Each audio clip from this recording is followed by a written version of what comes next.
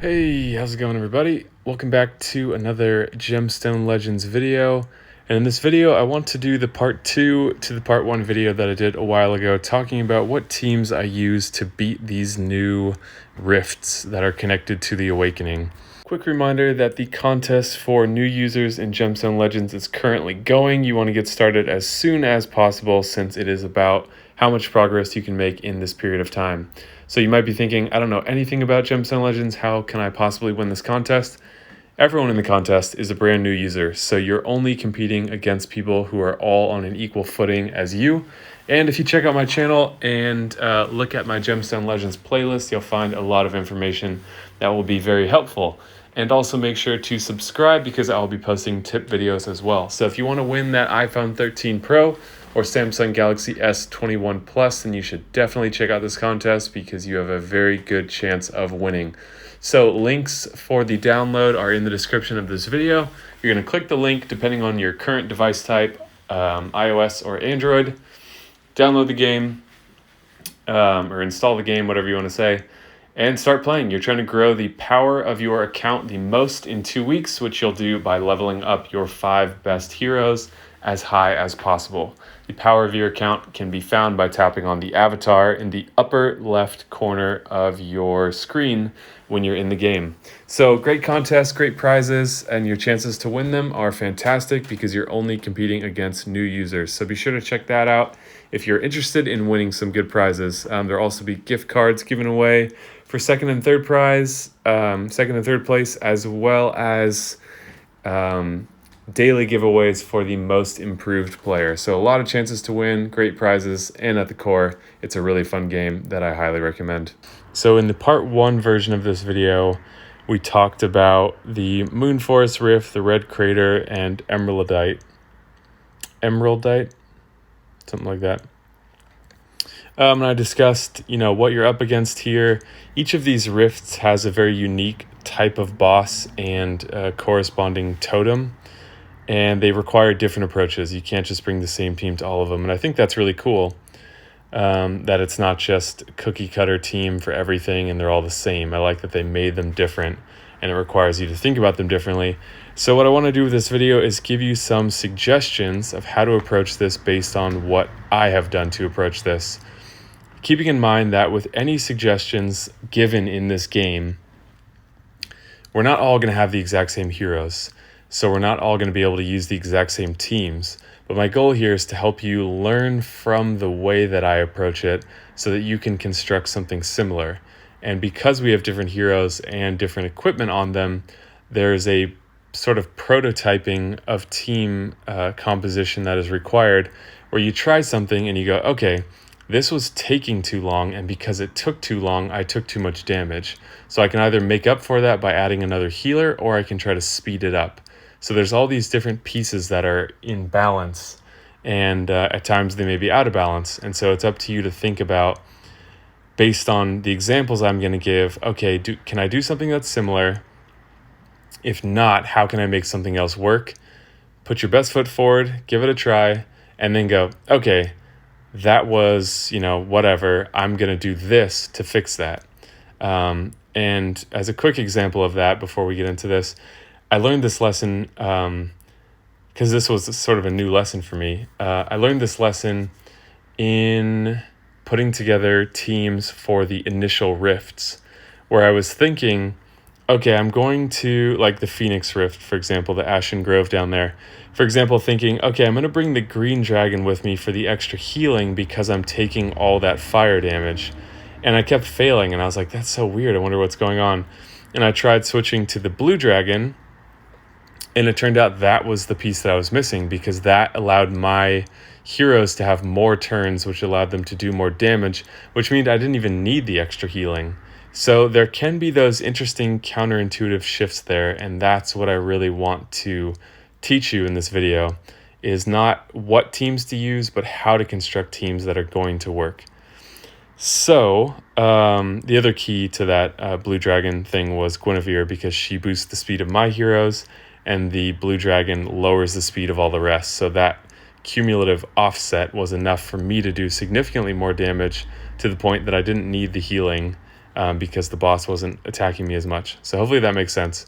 So there's a ton of different kinds of teams that can work. It's just about thinking, what is unique to this particular rift? What is this asking of me, and how can I meet these demands? So first, we're going to be looking at the blue Caldera. Okay, since we can't access all of these at the same time, I have screenshots here so we can look at what the bosses do and what each of the totems do. And then I can show you what the team that I used was. You can see a little sneak peek of it up at the top there, but it'll be better when I can explain my reasoning. So, looking at the boss here, 44,000 HP, not very high. Deals damage to all enemies based on defense. Deals unavoidable damage based on 20% of target's max HP to all enemies. So that's a fifth of your health gone right away. Gains increased defense for 6 turns at the start of her turn. Receives 50% less damage from bleeding, poison, burn, and assassin's mark. And then immune to the same kinds of things that they don't want you just to find a loophole for the bosses. So the totems, we have the red totem. Grants immunity to the Star Sister for 6 turns. Okay, unkillable. Restores 40 of the Star Sister's mana. Okay, that's significant. Damage received is reduced and immune to the same stuff. Okay, so now we have immunity on there. Pretty low HP, but immunity for 6 turns. Other totem removes all negative statuses. Restores 40 of the mana. Of course, now we can probably see what the mana gain is. I took these screenshots before that change was made, so I recall it being decently fast, whereas this mana boost is significant. Pretty low HP on these totems as well. So collectively, you have a low HP hero or boss doing damage based on defense. You can see the defense and the attack there. Dealing unavoidable damage and with immunity. So the team that I went with was this team here. So I have Aurora, who's functioning as a pseudo healer and attack buffer for me. I have Strybog, who is boosting my mana and my speed. That passive mana gain is so incredible because there are many times where you're 5% away from having your special full, 3% away, and you have to waste a turn matching just those few things. Whereas if you have the soul replenish that he gives, you start your turn, boom, you're full, you get to fire. So I'm using the 3 purples that you can see, and here's my thinking. 1, you have Finbor removing statuses and dealing damage. So he can remove that immunity. You really need a hero to remove that immunity, or you're just dealing damage to a target with 1 HP. And if they're constantly removing statuses and re-adding that immunity, you're going to die with the boss at 1 HP. I've got Zarkon, who might not be essential and can be problematic at times because his defense down is not a guarantee. So if it lands on the totems and not the boss, then your sniper's going to hit the totems because it's the AI is looking for. So this is all for auto battling, by the way, and this is all on battle 20. I should have mentioned that before.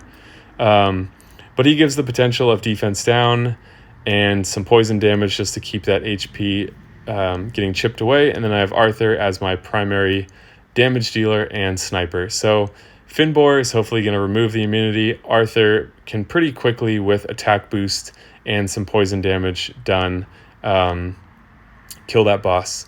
Keep in mind, too, the order that these are in, where Finbor, if they're all firing in the same turn, is going to remove statuses first, and that will then allow Arthur in the same turn to kill this boss.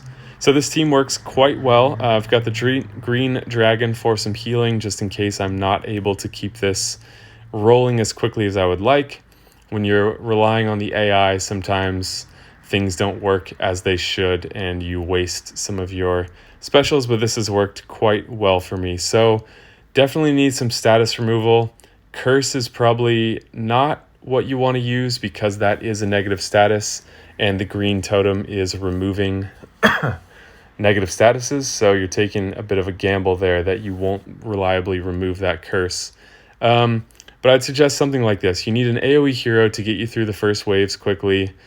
And then you need a strong sniper. So obviously green would be ideal here because you get that color advantage. But if you just have a really strong sniper, as long as it's not red, they're going to do pretty well. So another hero that could work, I'm not going to go through all these, but just one that popped into my head is Cyril, who can remove statuses and has the potential to hit twice. So he could potentially do some good damage to the boss. And again, there's many different things that can work. These are the heroes that I have, and this is what worked well for me. So you can look at this, try to dissect what's happening here further than even what I mentioned, and see what you have that will allow you to achieve a similar effect if you're struggling on this rift. There's no way I could do a video covering all the possible hero combinations, so I truly think this is the best format and the best learning experience as well. So next we're going to look at the yellow rift. Okay, so the yellow boss is very unique in that she has 860,000 HP. The one we just looked at had, what, 40 or 60,000, something like that. We're now, more than 10 times that amount of HP, which is pretty crazy. The attack is even higher, but I think the defense is significantly lower. So deals damage to all enemies based on attack, unavoidable damage based on 20% of target's max HP. So same thing, except this is attack based instead of defense based. Deals 25% more damage for every 25% HP the enemy is missing. So she really gets rolling. If you're down to 50% HP, you're taking 50% more damage. The fight's going to end that much sooner. And then same thing as before, 50% less damage from bleeding, poison, burn, assassin's mark, immune to those things. Looking at the totems, inflicts bleed on all enemies for 1 turn 3 times. Restores 40 of the Star Sisters mana. And then same thing, damage reduced, all that kind of stuff. Here, inflicts burn on all enemies. So now we have bleed and burn together for 1 turn 3 times. So if both of those are active, that's going to be 12% of your HP lost every turn for 3 consecutive turns. So in 3 turns, you've lost 36% of your HP. If the boss fires, she's taking another 20% of max HP, not just current HP, and doing damage as well. So you can see the team that I used, but let's look at it in more detail.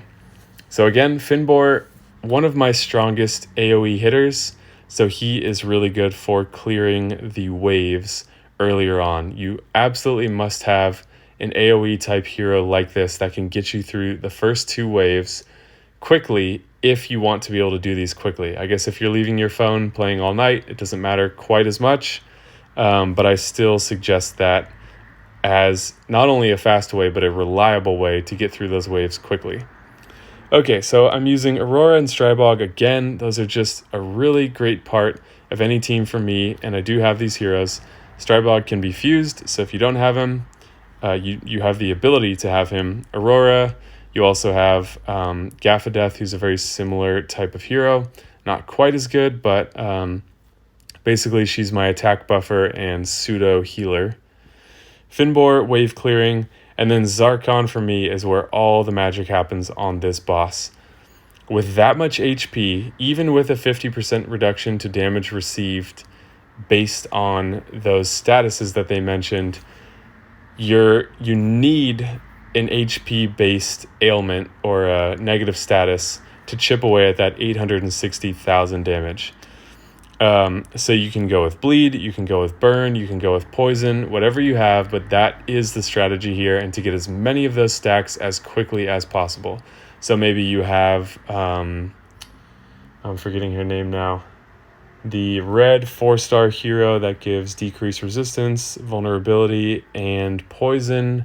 Her name is, can't remember, but hopefully you know who I mean. She's part of a family.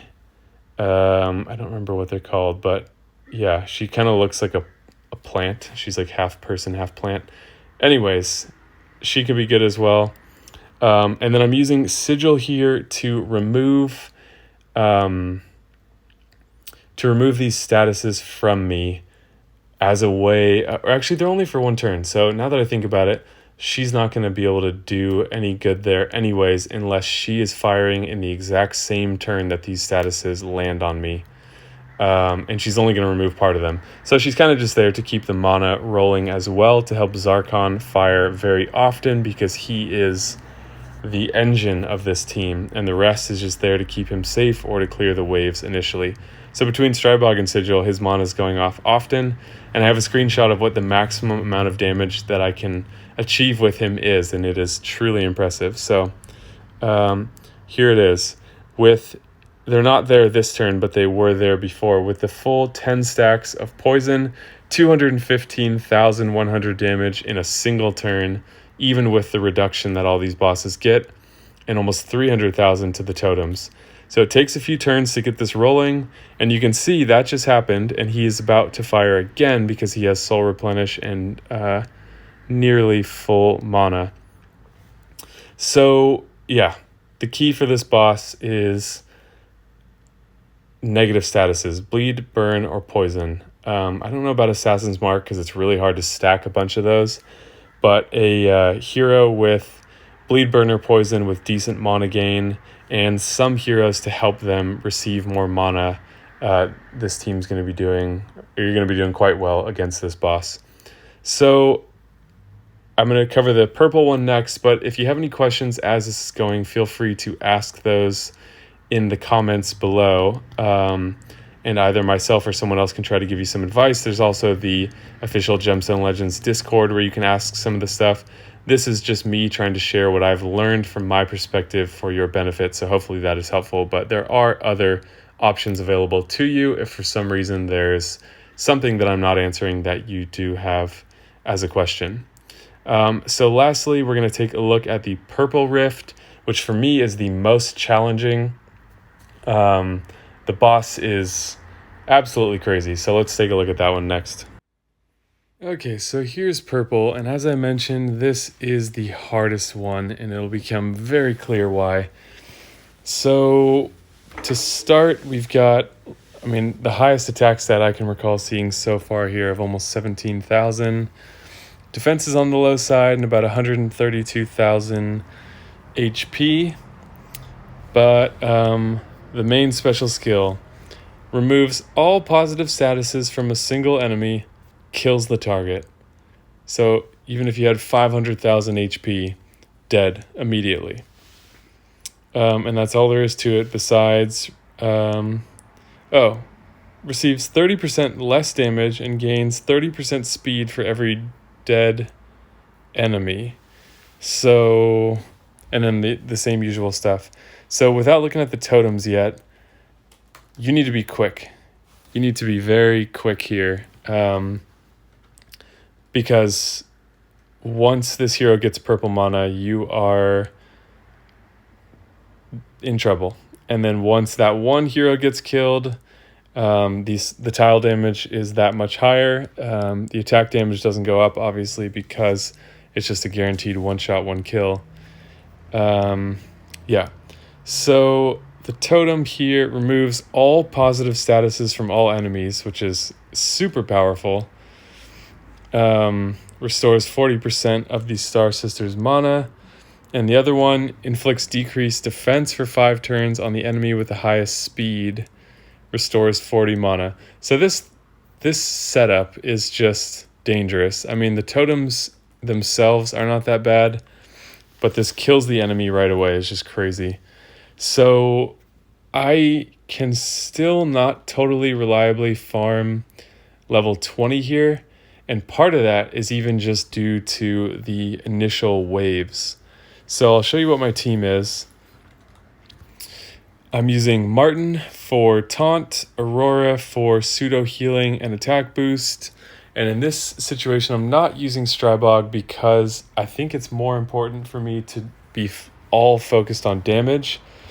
So I have Sophia, and the good thing about her is she's only a single target hitter, so only one hero is going to get defense down, and in this case it's going to be the boss. You don't have to worry about there being defense down on a totem and your sniper hitting the wrong target. And then Raphael for wave clearing because we have a lot of purple enemies. So one of the big dangers in this team not being successful can happen even before the boss. The purple heroes have, or the purple enemies have very high speed. So you have, depending on the speed of your heroes, just a couple turns to like get Martin going, for example. Otherwise, Raphael will probably die right away. So if you can last the first wave, you're probably going to be okay in the second wave because you've got some mana by that point. So this might be a situation where I don't totally have the best setup here, but I'm not really sure what to change. You know, like I mentioned before, something with the balance here seems to be off because it's not reliable. But since speed is so important, I'm not really sure what to change about that. But yeah, really important here is going to be, I think taunt is important because that means this boss can't kill your glass cannon attacker right away. So that's what I have Gojamir for.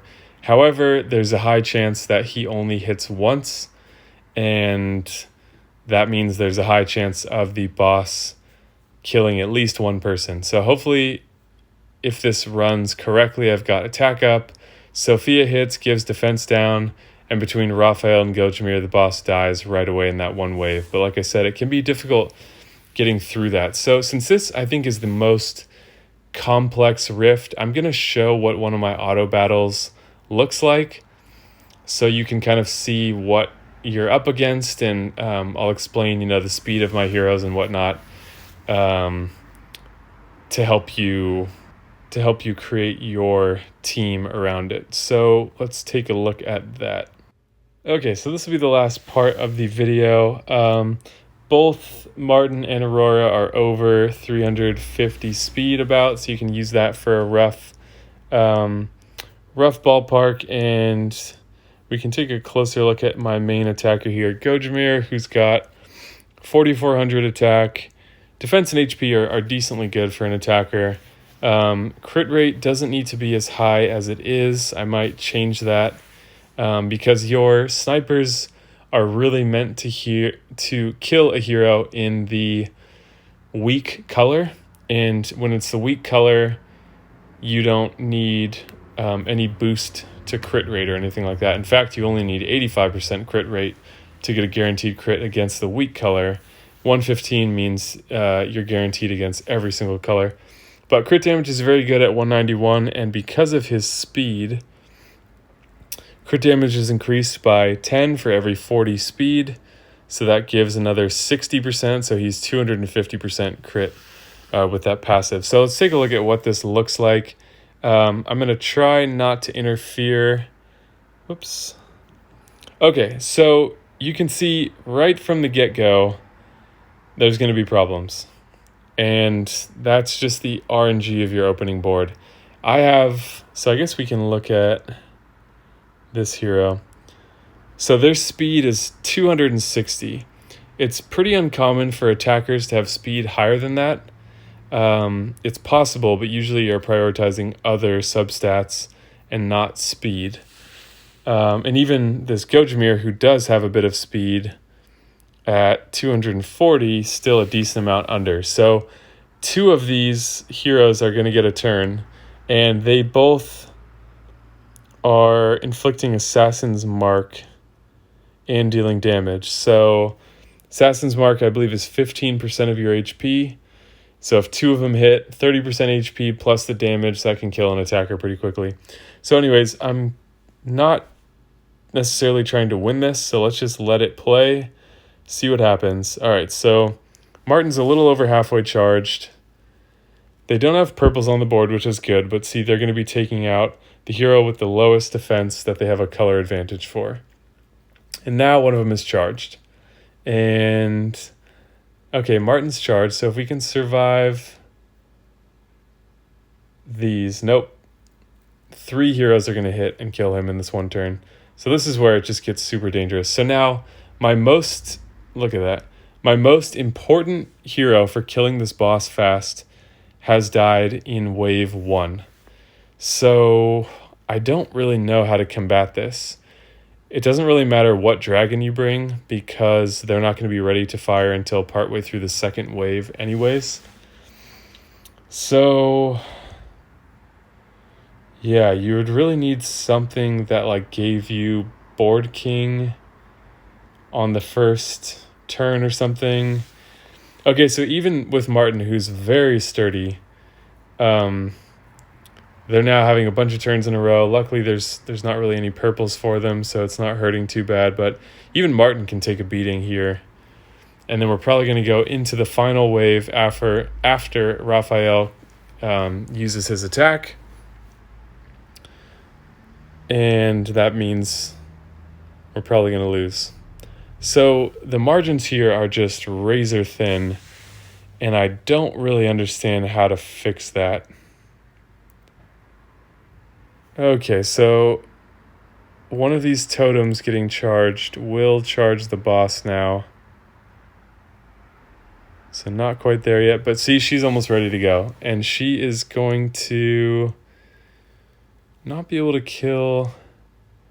So yeah, Taunt's going to wear off. I won't get it back because Martin's going at the end of the turn. She's going to kill Raphael, and it's over from there.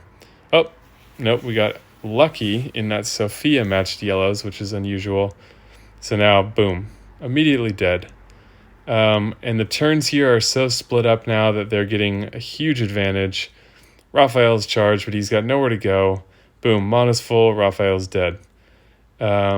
Here, firing again. You know, you can see once it starts, it's very hard to stop, and it starts right from the very beginning. So this is a pretty elite team, and it still is extremely risky or extremely prone to RNG. So I don't really know what to change here. If you found a team that works better, let me know. But this is a big problem. I can pretty reliably farm level 16 because the speed of the initial waves is slower. It's possible I could switch out Sophia with a hero like, what's his name? Jasper, who does Board Jester at the beginning of the wave. So that could make it harder for those purples to charge up, more likely for my yellows to survive. But at that point, I now have 4 yellows. Even with 3, my mana gain is reduced. So the balance point here is tough because speed is so important. So yeah, that's as much as I want to say in this video. That's as much as I know and understand at this point. And definitely room for improvement. So yeah, let me know what you guys think. Share your thoughts if you have any good suggestions. If you have a team that you really like, feel free to share that in the comments. All this stuff will benefit other players. But just trying to make this as rich of a community on YouTube as possible to try to help people learn this game, because I think this game is really fun, but it is deep, so it does take some learning. So yeah, please hit that like button and subscribe. If you haven't check out part 1 of this video where I talk about the white, red, and green rifts. Those I think are a little bit more straightforward. So yeah, thank you guys so much for watching, and I will see you in the next video.